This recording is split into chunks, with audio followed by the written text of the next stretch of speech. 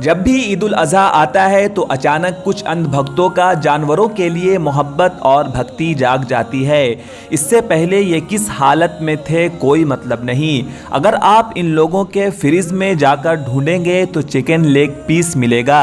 2-3 दिन के खाने पहले से स्टोर रहेंगे।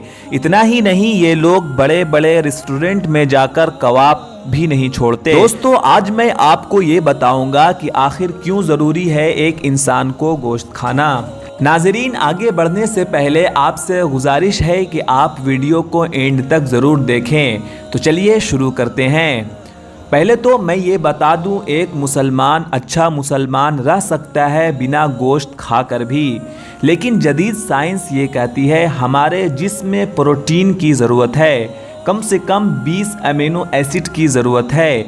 इन 20 अमीनो एसिड में 9 ऐसे अमीनो एसिड हैं जो हमारे जिस्म में नहीं पाए जाते। इसके लिए फ़र्ज़ है कि हम इन अमीनो एसिड को पाने के लिए हम ऐसे भोजन का सेवन करें जिसमें रिक्वायर्ड अमीनो एसिड पाई जाए। कोई भी वेजिटेबल्स ऐसे नहीं है जिसमें 9 के 9 अमीनो एसिड मौजूद हो। दूसरी तरफ अगर मैं नॉनवेज की बात करूं तो गोश्त में सारे रिक्वायर्ड अमीनो एसिड पाए जाते हैं। इसलिए साइंस इसे कॉम्प्लीट प्रोटीन यानी कॉम्प्लीट फूड कहती है। अगर आप लॉजिकली सोचें तो जैसे भेड़, बकरी, गाय ये सारे शाकाहारी पशु होते हैं। अल्लाह ने इन सब को चपटे दांत दिए हैं।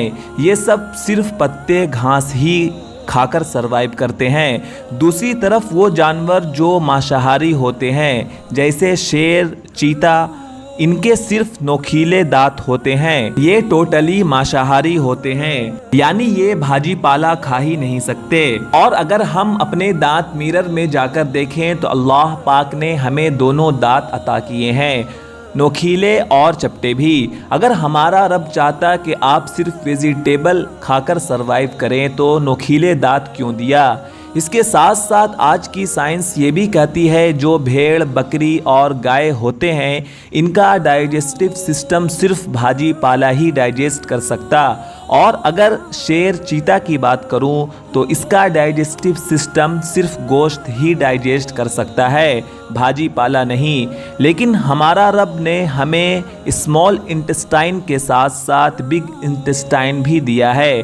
कुल मिलाकर हम भाजी पाला के साथ साथ गोश्त दोनों को डाइजेस्ट कर सकते हैं। अल्लाह पाक कुरान में इरशाद फरमाता है जानवरों को भी अल्लाह ने ही पैदा किया जिसमें से बाज़ को तुम खाते हो। दूसरी जगह इरशाद फरमाता है तुम्हारे लिए चरने वाले जानवर को हलाल कर दिया गया है, तुम उसे खा सकते हो। और सिर्फ ये कुरान में ही नहीं बल्कि हिंदू भाइयों के कई किताबों में भी जिक्र है। जैसे अगर आप मनुस्मृति अध्याय 5 सूत्र 30 में देखेंगे तो इसमें लिखा है वे लोग जो उनका मांस खाते हैं जो खाने के लायक है कोई अपराध नहीं करते, चाहे वो रोज़ ऐसा करते हो।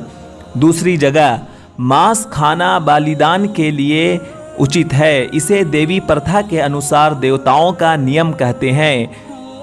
ईश्वर ने बलि के जानवरों को बलि के लिए ही पैदा किया, अतः बलि के उद्देश्य से की गई हत्या नहीं मानी जाती। लेकिन इसके बावजूद भी अंध भक्तों को समझ में नहीं आता। दोस्तों, अगर मैं भारत में मुसलमानों की आबादी देखूं तो ओवरऑल 17 करोड़ से 18 करोड़ के बीच है, लेकिन इंडिया में 71% लोग मांसाहारी हैं। अगर मैं मान लूं कि भारत के सारे मुसलमान गोश्त खाते हैं तो फिर भी ये 54% कौन लोग हैं जो इतने गोश्त के शौकीन हैं। आप शायद जानते होंगे भारत दुनिया का सबसे ज़्यादा मीट एक्सपोर्ट करने वाला देश है, यानी सबसे ज़्यादा जानवरों को काटना और उसका मीट दूसरे देश में बेचा जाता है, जिससे भारत को हर साल $4 बिलियन का मुनाफा भी होता। आपको शायद जानकर हैरानी होगी कि भारत के जितनी भी बड़ी बड़ी बीफ एक्सपोर्ट कंपनियां हैं वो सारे गैर मुस्लिम के अंडर है,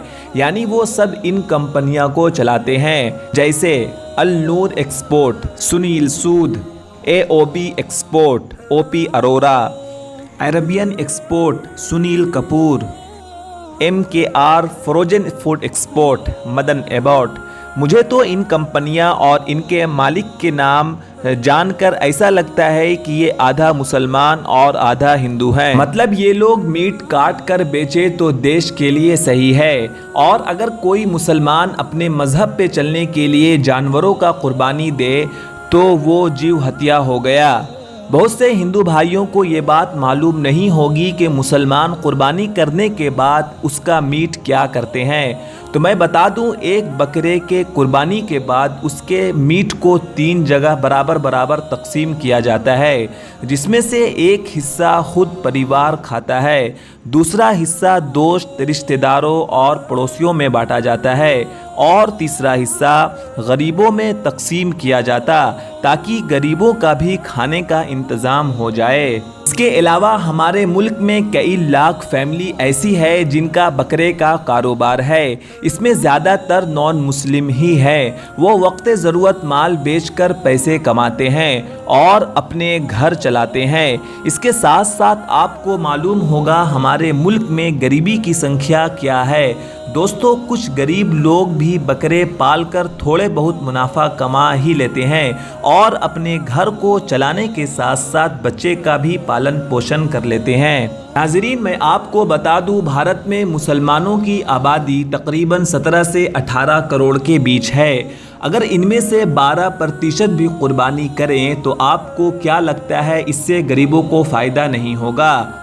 मान लीजिए अगर 12% मुसलमान कुर्बानी करे और एक बकरे का कीमत मिनिमम 6,000 रुपया हो तो टोटल 1 लाख करोड़ का बिजनेस होगा। क्या इससे हमारे देश को बेनिफिट नहीं होगा? क्या हमारा मुल्क की इकोनॉमी को फ़ायदा नहीं पहुंचेगा? आखिर में एक बात कहकर रुखसत होता हूँ, हम मुसलमान रोज़े क़यामत तक अपने आइन के साथ साथ अपने मज़हब के हमेशा पाबंद रहेंगे, चाहे फ़िरऔन की तादाद जितनी भी बढ़ जाए।